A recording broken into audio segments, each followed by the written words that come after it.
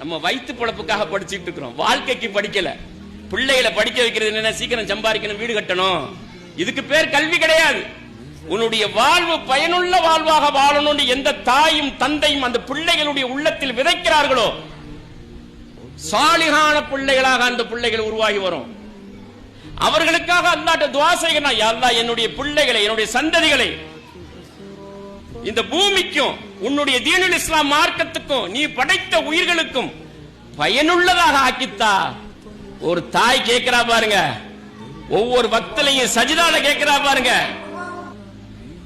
அவளுக்கு கவலை ஏற்படும் போதெல்லாம் கேட்கிறா பாருங்க.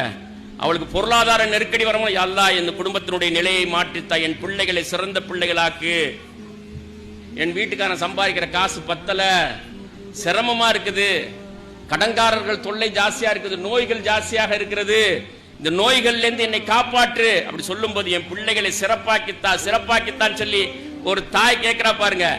இந்த துஆ ஏற்றுக்கொள்ளப்படாமல் வேற எந்த துஆ ஏற்றுக்கொள்ளப்படும்?